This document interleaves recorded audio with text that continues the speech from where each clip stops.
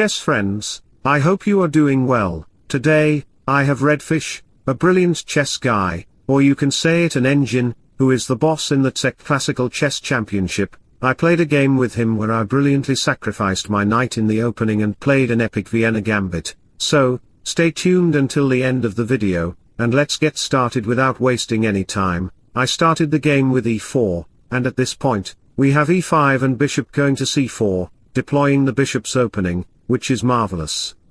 Of course, playing knight f3 was also good, but after knight f6, we have d3, a simple move, and a few moves later, we have knight to c3. You may ask, oh, this is a completely rubbish opening because after playing knight c3, you will go into the classical variation, and there is d6 and bishop g4 from black, and this opening could be very boring. No fool, I am not boring like you. I know your life is boring. I played a very epic gambit, pawn to f4, deploying the Vienna Gambit, because I am attacking the pawn.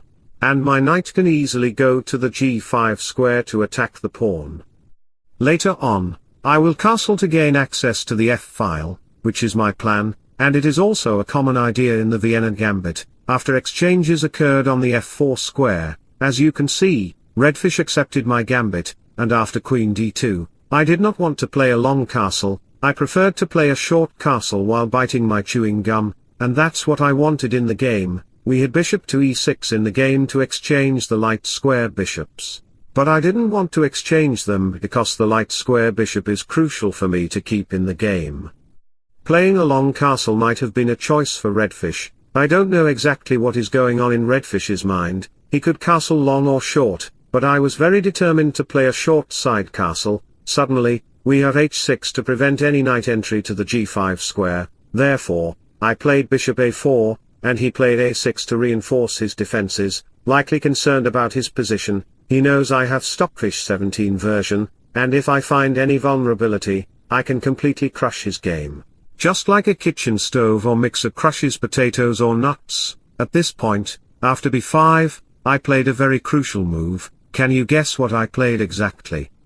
Try to think a little about what I considered. I played the powerful move knight takes b5, sacrificing the knight like I am the boss of bosses over Redfish. Sacrificing was a brilliant move because, after the exchanges, your knight gets paralyzed, while my knight can arrive at the d4 square, attacking your knight.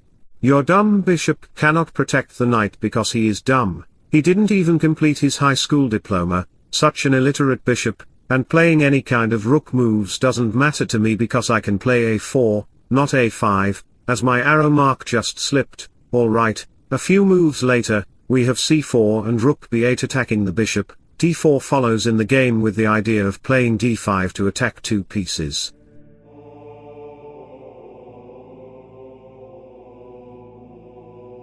Can you see that my single pawn, worth only 1 point, is able to attack 6 points worth of material?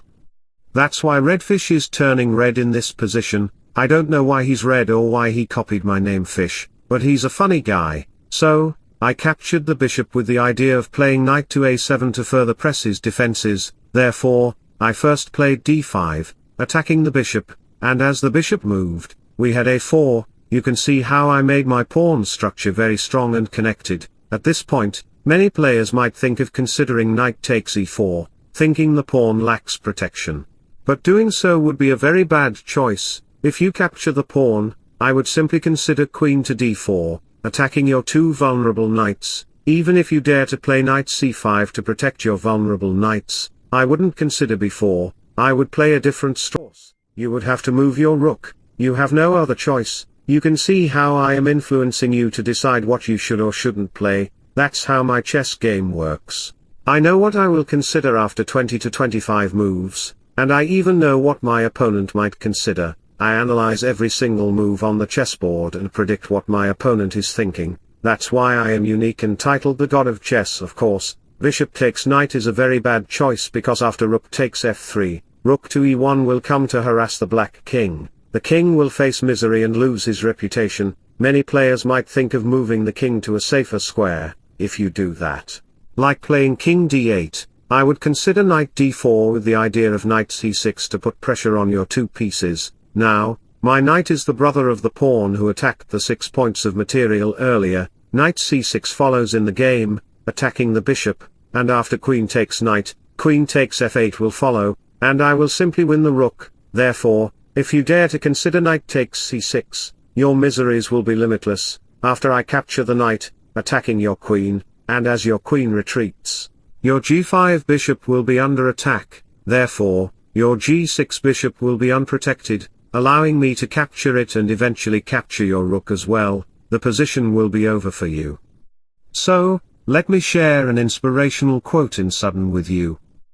Be patient with yourself, you are growing stronger every day, the weight of the world will become lighter, and you will begin to shine brighter. Don't give up.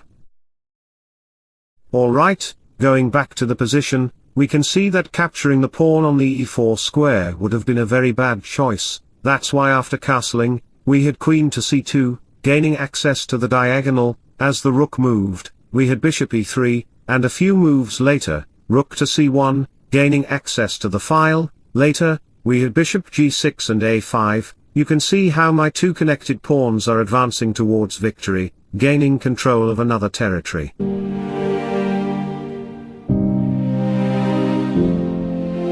Many players might consider knight takes b5 since the pawn is unprotected. That's what Redfish played in the game, actually. Then I considered knight c6, followed by knight f6 from Redfish, putting pressure on the pawn. I couldn't protect the pawn, so I played queen e2 to put pressure on the knight on b5. Look, fool, your knight is in the wrong place. The knight has literally no square to go. Even the rook cannot protect the knight, and the queen cannot protect the knight either.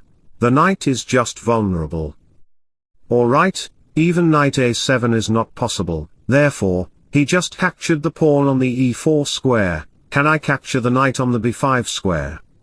Let's examine it. If I capture the knight, he will likely capture the pawn on the g2 square, and if I lift my rook to f2, then he will just recapture the pawn on the d5 square with the protection of the knight. Therefore, if I capture the bishop, after queen to g4 check, the king will literally have no good squares to go to. So, after the king hides in a dustbin or a cave, queen to e4 check will follow, and there will be numerous checks along the g-file. As you can see, the game will end in a draw.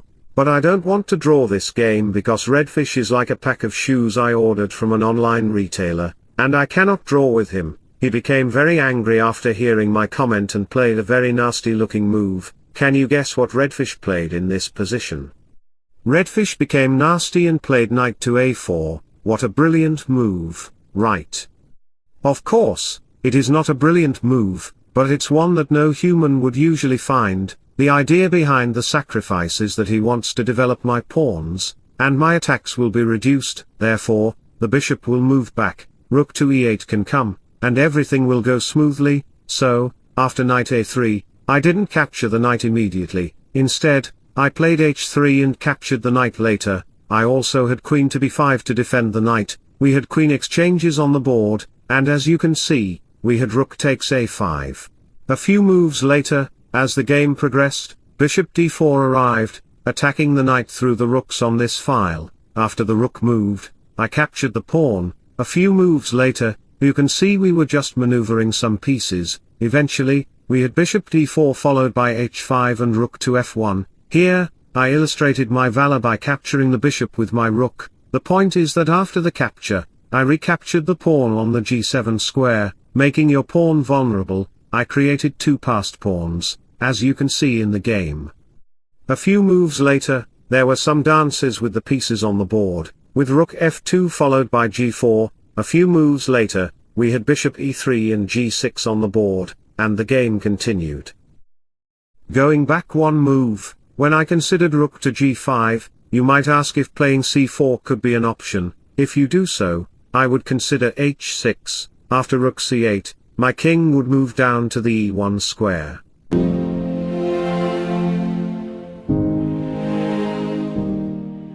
And my king would be able to protect the pawn from becoming a new queen. My pawns are ready to attack the black king. Therefore, this position is completely winning for me. The pawn cannot escape its destiny. It did bad karma, bad actions in its previous life, and now it is facing the consequences in this one. Never mind, So, I hope you enjoyed the